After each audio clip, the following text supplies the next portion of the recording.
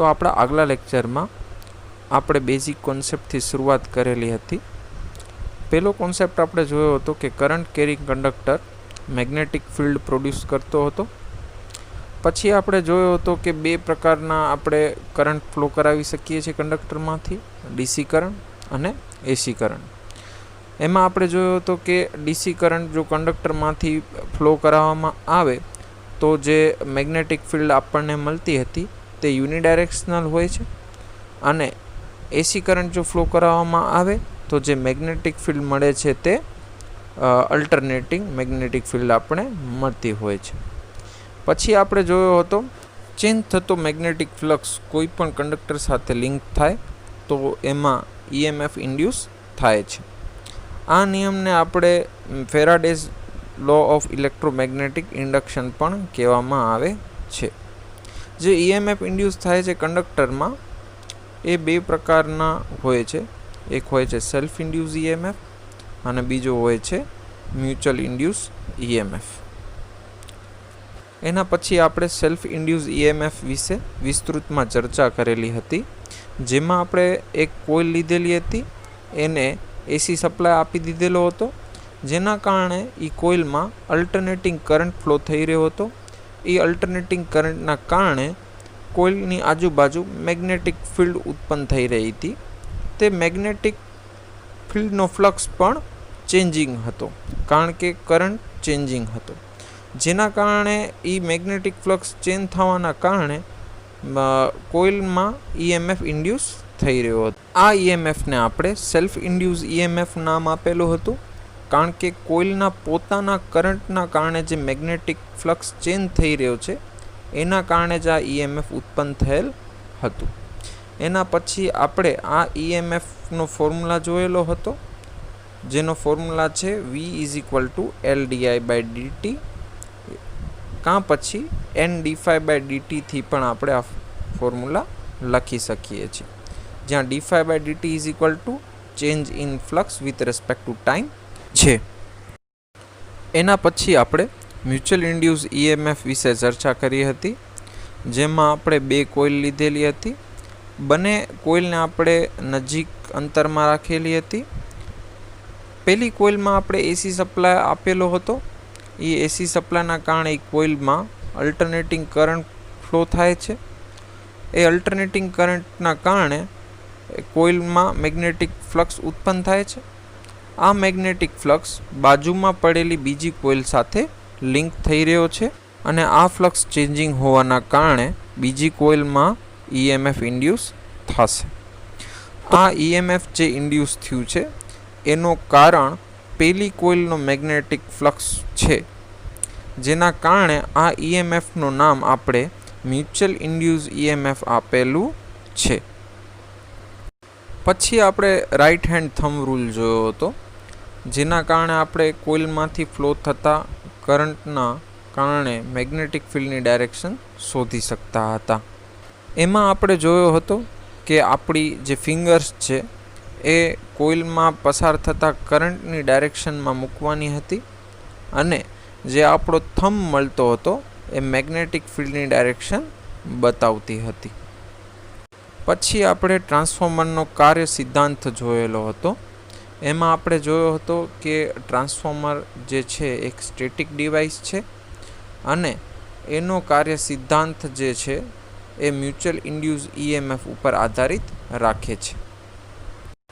ટ્રાન્સફોર્મરના પ્રિન્સિપલ્સને જોતાં આપણે આટલા પોઈન્ટ્સ જે છે એ ધ્યાને રાખવાના છે. પહેલો પોઈન્ટ છે કે ટ્રાન્સફોર્મર ઇલેક્ટ્રિકલ પાવર એક સર્કિટમાંથી બીજી સર્કિટમાં ટ્રાન્સફર કરે છે. બીજો પોઈન્ટ કે પાવર ટ્રાન્સફર એક સર્કિટમાંથી બીજી સર્કિટમાં થાય છે તે ફ્રીક્વન્સી ચેન્જ કર્યા વિના થઈ રહ્યો છે. ત્રીજો પોઈન્ટ આપણે ધ્યાને રાખવાનું છે કે આ જે પાવર ટ્રાન્સફર થાય છે એ ઇલેક્ટ્રોમેગ્નેટિક ઇન્ડક્શનના નિયમ પ્રમાણે થઈ રહ્યો છે.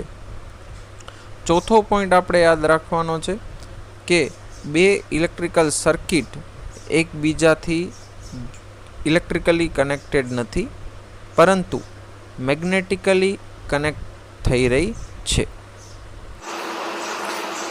તો તો હવે આપણે ટ્રાન્સફોર્મર કન્સ્ટ્રક્શન વિશે જોઈએ.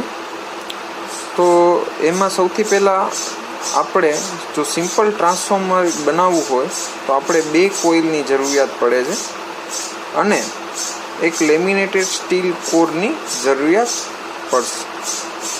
લેમિનેટેડ સ્ટીલ કોર એટલે શું? તો એમાં સ્ટીલ શીટ વાપરેલી હોય છે. ઘણી બધી સ્ટીલ શીટને આપણે જોઈન્ટ કરીએ છીએ અને 2 સ્ટીલ શીટની વચ્ચે આપણે ઇન્સ્યુલેશનનો યુઝ કરવામાં આવે છે. એક શીટની થિકનેસ યુઝલી આપણે 0.35 mm જેટલી રાખેલી હોય છે જો આપણે 50 હર્ટ્ઝ ફ્રીક્વન્સીનો યુઝ કરતા હોઈએ છીએ તો.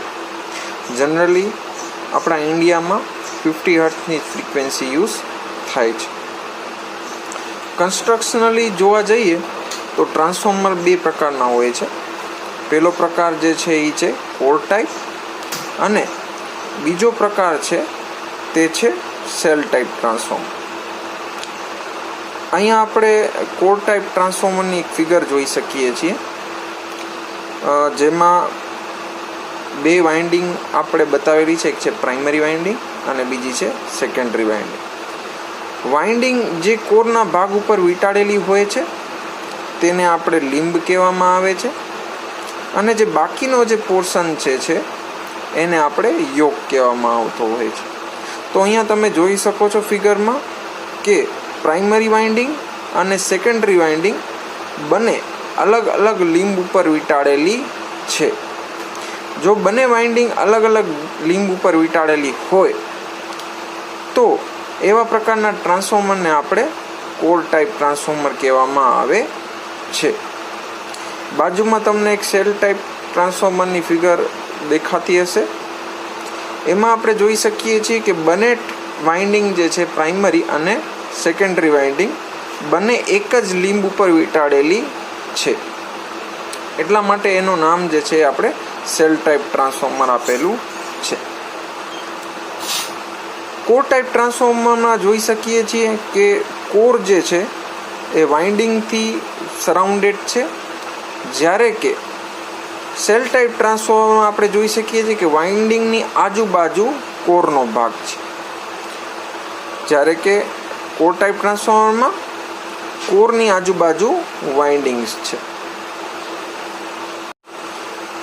Coil use are form bound and are of cylindrical type.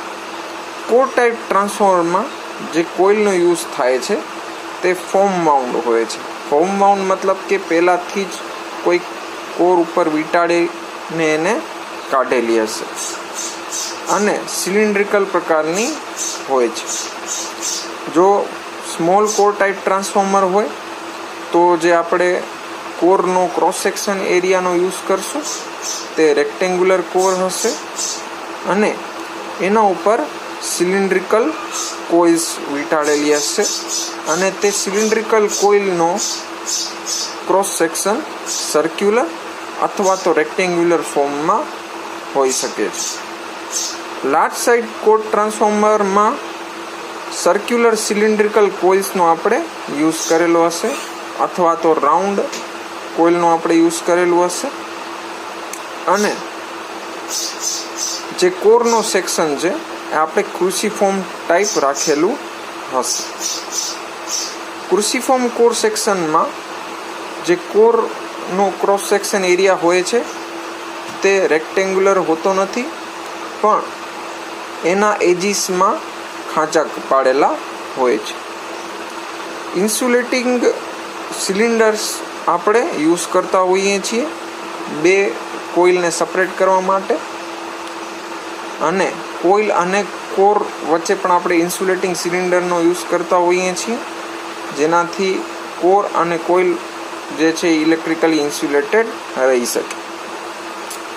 Low voltage વાઇન્ડિંગને આપણે કોરની નજીક રાખવામાં આવે છે, કારણ કે લો વોલ્ટેજ વાઇન્ડિંગને આપણે ઇઝીલી ઇન્સ્યુલેટ કરી શકીએ છીએ, એટલા માટે આપણે એને કોરની નજીક રાખવામાં આવે છે. હાઈ વોલ્ટેજ વાઇન્ડિંગને આપણે ઇઝીલી ઇન્સ્યુલેટ નથી કરી શકતા, એટલે આપણે બહારના બાજુમાં હાઈ વોલ્ટેજ વાઇન્ડિંગને વીંટાળેલી હોય છે, જેના કારણે આપણે હાઈ વોલ્ટેજ વાઇન્ડિંગને ઇઝીલી ઇન્સ્યુલેટ કરી શકીએ. સેલ ટાઈપ ટ્રાન્સફોર્મરમાં પણ કોઇલ ફોર્મ માઉન્ડ હોય છે, એટલે કે પહેલાંથી જ વીંટાળેલી હોય છે કોઈ કોર ઉપર, અને પછી એ કોઇલને કાઢી અને ટ્રાન્સફોર્મરના કોર ઉપર નાખી દેવામાં આવે છે. અને મલ્ટીલેયર ડિસ્ક ટાઈપ વાઇન્ડિંગનો આપણે યુઝ કરતા હોઈએ છીએ, એટલે કે કોઇલની ઘણી બધી લેયર હશે. HVનો લેયર, એના ઉપર LVનો લેયર, એના ઉપર HVનો લેયર, મતલબ કે એક પ્રકારની સેન્ડવિચ ટાઈપ વાઇન્ડિંગ જેવું બનતું હશે.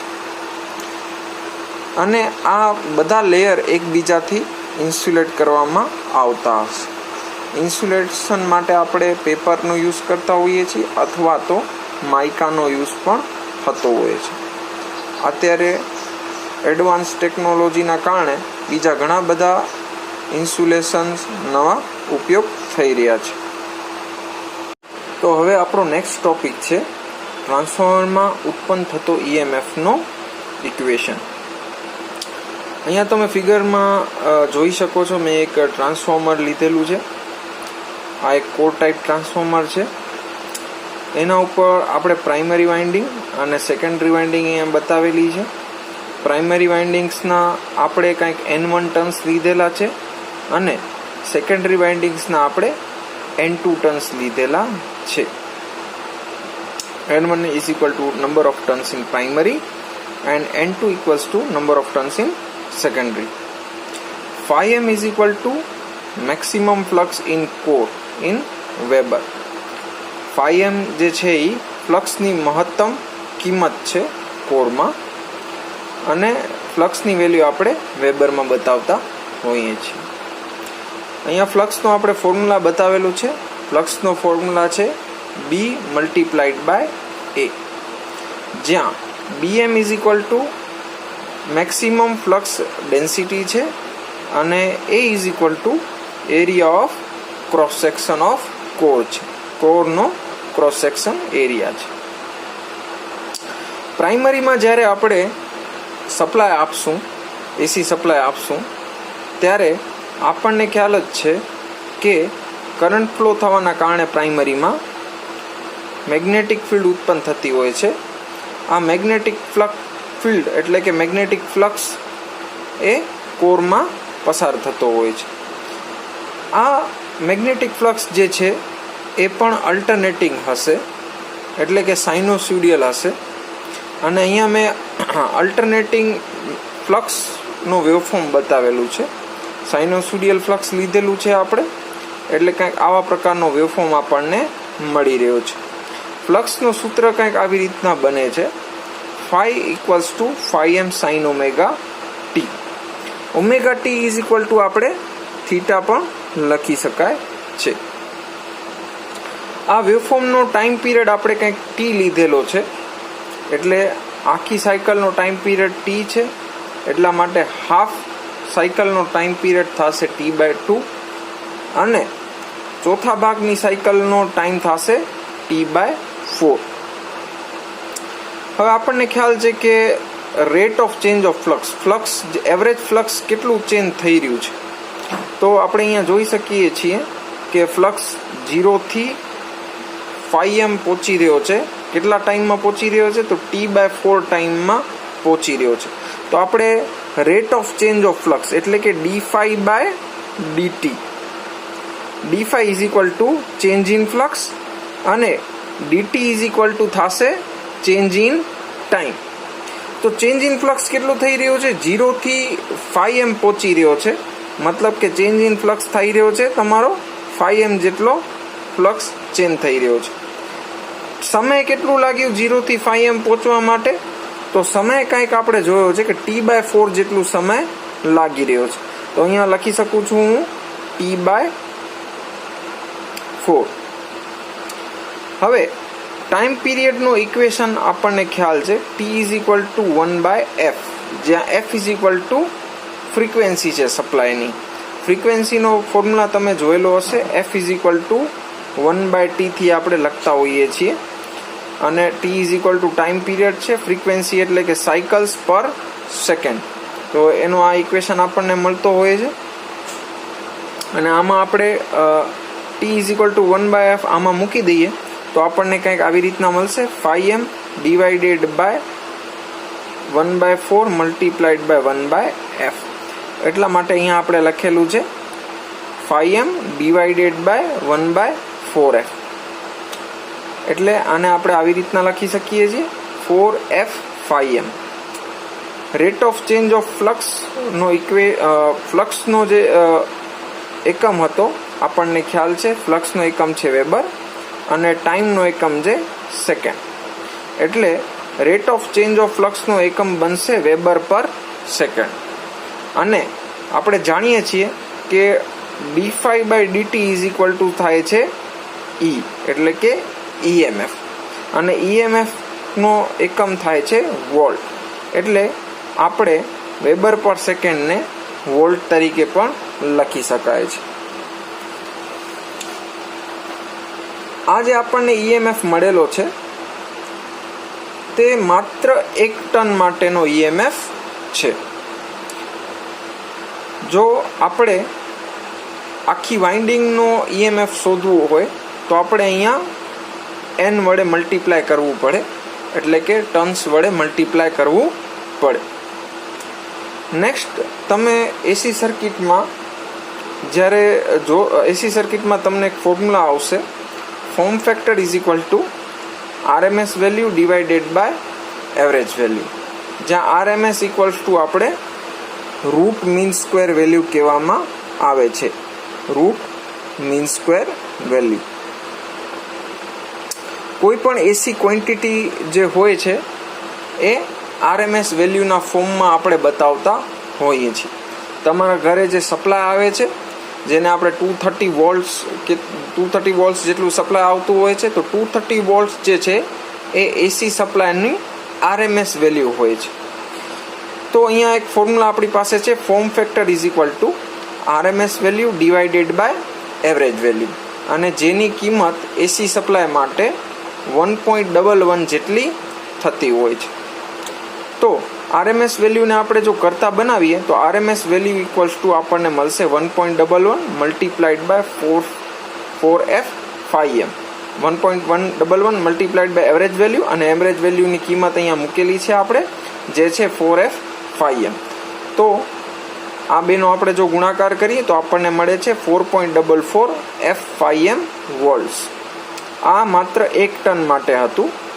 જો આપણે પ્રાઇમરી વાઇન્ડિંગની વાત કરી રહ્યા છીએ તો પ્રાઇમરી વાઇન્ડિંગમાં N1 જેટલા ટન હોય છે, જેના કારણે આપણે EMF જો પ્રાઇમરી વાઇન્ડિંગમાં શોધવું હોય તો મને એની વેલ્યુ મળશે 4.44 f 5m multiplied by N1. તો મને કંઈક EMF પ્રાઇમરી વાઇન્ડિંગમાં આવું કંઈક મળી રહ્યો છે. અને આપણે EMF અને ટર્ન્સનો રેશિયો કરીએ તો આપણે E1 divided by N1 is equal to મળી રહ્યો છે 4.44 f 5m. જો સેકન્ડરી ટર્ન્સની વાત કરીએ, સેકન્ડરી કોઇલની વાત કરીએ તો સેકન્ડરી વાઇન્ડિંગમાં આપણને RMS વેલ્યુ શોધવી હોય EMFની તો આપણે મલ્ટીપ્લાઇડ બાય N2 ટર્ન્સ કરવા પડશે. તો આપણને E2 ઇઝ ઇક્વલ ટુ કંઈક આવી રીતના ફોર્મ્યુલા મળી રહ્યો છે. અને E1 બાય N1 અને E2 બાય N2 નો અહીંયા આપણે રેશિયો જોઈએ તો બંનેની વેલ્યુ સરખી આવી રહી છે, કારણ કે બંનેમાં સેમ ફ્લક્સ લિંક થઈ રહ્યો છે. પ્રાઇમરી વાઇન્ડિંગમાં અને સેકન્ડરી વાઇન્ડિંગમાં સેમ ફ્લક્સ લિંક થઈ રહ્યો છે, કારણ કે બંને વાઇન્ડિંગ જે છે એ આપણે સેમ કોર ઉપર વીટેલી હોય છે. તો આ બંને સેમ કિંમત આવે છે, એટલા માટે આપણે આવી રીતના લખી શકીએ છીએ કે E1 divided by N1 is equal to E2 divided by N2. જો આપણે EMF ઇક્વેશનને બીજી રીતે તારવવું હોય તો પણ આપણે તારવી શકીએ છીએ. તો આપણને ખ્યાલ જ છે કે EMFનો ઇક્વેશન કોઈ પણ કંડક્ટર માટે N d∅dt હોય છે. અને આપણે એ પણ જોયો હતો કે આપણે જે કોર જે છે, કોરમાં ફ્લક્સ જે ઉત્પન્ન થયું હતું એનું ઇક્વેશન આપણે આગળ લખેલું હતું કે phi is equal two phi m sin omega T. આ ઇક્વેશનને આપણે આ ઇક્વેશનમાં પુટ કરી દઈએ તો આપણને કંઈક આવું મળશે. E is equal two n d/dt phi m sin omega T. phi m constant છે એટલા માટે એને આપણે બહાર કાઢી લેશું. n phi m d/dt sin omega t. sin omega t નું ડિફરન્સિએશન થશે cos omega t multiplied by omega. Okay, અને તમે જોઈ શકો છો કે કોઈ પણ ઇક્વેશન હોય છે સાઇનોસોઇડિયલ, એને આપણે આવી રીતના લખવાનું હોય છે કે sine omega t multiplied by એની મહત્તમ કિંમત, અથવા તો કોસ ઓમેગા ટી હોય તો કોસ ઓમેગા ટી સાથે એની મહત્તમ કિંમત આપણે ગુણવાની હોય છે. તો અહીંયા કોસ ઓમેગા ટી છે તો એની સાથે આપણે જોઈ શકીએ છીએ કે અહીંયા તમને n phi m ઓમેગા મળે છે. મતલબ કે n phi ઓમેગા જે છે એ EMF ની મહત્તમ કિંમત છે. અથવા તો આપણે એમ પણ કહી શકીએ છીએ કે કોસ ઓમેગા ટી મેક્સિમમ ક્યારે થશે, તો કોસ ઓમેગા ટી ની મેક્સિમમ વેલ્યુ થાય છે 1. તો cos omega T is equal two 1 હશે ત્યારે આપણે EMF ની વેલ્યુ જે મળશે એ n phi m ઓમેગા જેટલી મળશે, અને ત્યારે તમારો જે EMF હશે એ મેક્સિમમ હશે. એટલા માટે આપણે મેક્સિમમ કિંમત EMF ની EM is equal two n phi m omega તરીકે આપણે લખી શકીએ છીએ. આ જે મને કિંમત મળી છે એ મેક્સિમમ EMF ની કિંમત મળેલી છે. અને આપણે RMS વેલ્યુ ફાઇન્ડ આઉટ કરવાની છે. તો આપણી પાસે એક બીજો પણ રિલેશન છે, maximum value divided by RMS value is equals to √2. RMS વેલ્યુને આપણે જો કરતા બનાવીએ તો RMS value equals to maximum value divided by √2. આવી રીતના આપણને કાંઈક મળશે.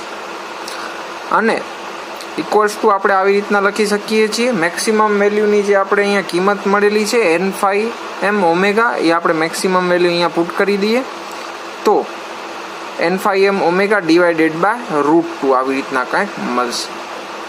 ઓમેગાનો સૂત્ર આપણને ખ્યાલ જ છે કે ઓમેગા ઇક્વલ્સ ટુ થાય છે 2πf. તો ઓમેગાની જગ્યાએ આપણે 2πf મૂકી દઈએ તો 2πf multiplied by n multiplied by phi m કંઈક આવી રીતના આપણે મળી રહ્યો છે. 2 ડિવાઇડેડ બાય √2 એટલે √2 થશે, એટલે √2 multiplied by pi f n phi m આવી રીતના કંઈક મળશે.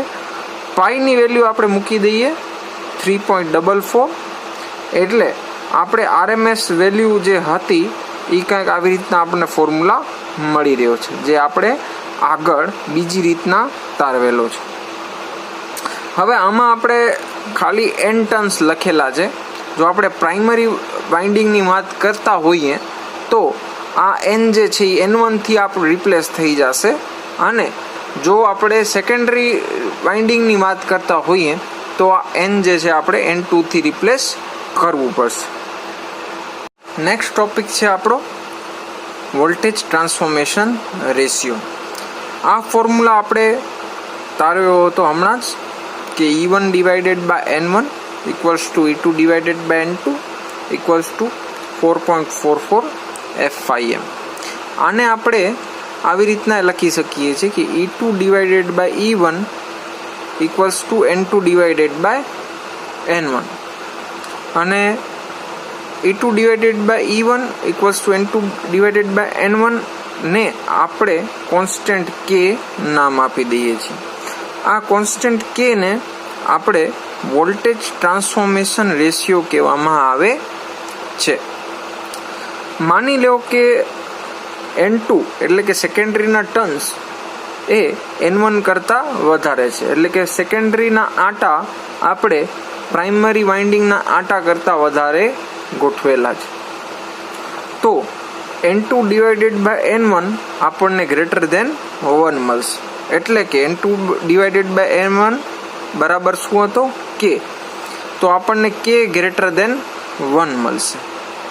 અને K ઇક્વલ્સ ટુ આપણી પાસે E2 ડિવાઇડેડ બાય E1 પણ છે. એટલા માટે E2 ડિવાઇડેડ બાય E1 આપણને ગ્રેટર દેન 1 મળશે. એનો મતલબ કે E2 ગ્રેટર દેન આપણને E1 મળી રહ્યો છે. E2 એટલે સેકન્ડરીનો EMF હતો અને E1 એટલે પ્રાઇમરીનો EMF હતો. પ્રાઇમરીમાં આપણે સપ્લાય આપેલો હતો. તો આપણે અહીંયા જોઈ શકીએ છીએ કે પ્રાઇમરી વાઇન્ડિંગના EMF કરતાં આપણને સેકન્ડરી વાઇન્ડિંગનો EMF વધારે મળી રહ્યો છે. મતલબ કે સપ્લાય સાઈડના EMF કરતાં આપણને લોડ સાઈડના EMFનો વોલ્ટેજ વધારે મળી રહ્યો છે. એટલા માટે આવા પ્રકારના ટ્રાન્સફોર્મરને આપણે સ્ટેપ અપ ટ્રાન્સફોર્મર કહેવામાં આવે છે. અહીંયા જો આપણે સેકન્ડરીના આંટા એટલે કે N2 લેસ દેન N1 લેતા હોઈએ છીએ, એટલે કે સેકન્ડરીના આંટા આપણે પ્રાઇમરીના આંટા કરતાં ઓછા ગોઠવતા હોઈએ છીએ, તો આપણને N2 divided by N1 less than 1 મળશે. N2 ડિવાઇડેડ બાય N1 એટલે કે K. તો K આપણને લેસ દેન 1 મળી રહ્યો છે. એનો મતલબ કે E2 ડિવાઇડેડ બાય E1 આપણને લેસ દેન 1 મળી રહ્યો છે. એટલે કે E2 લેસ દેન આપણને E1 મળી રહ્યો છે. એટલે કે સેકન્ડરી વાઇન્ડિંગનો EMF આપણને પ્રાઇમરી વાઇન્ડિંગના EMF કરતાં ઓછો મળી રહ્યો છે. તો આવા પ્રકારના ટ્રાન્સફોર્મરને કે જ્યાં સેકન્ડરીનો EMF પ્રાઇમરી કરતાં ઓછો મળતો હોય, તો એવા પ્રકારના ટ્રાન્સફોર્મરને આપણે સ્ટેપ ડાઉન ટ્રાન્સફોર્મર કહેવામાં આવે છે.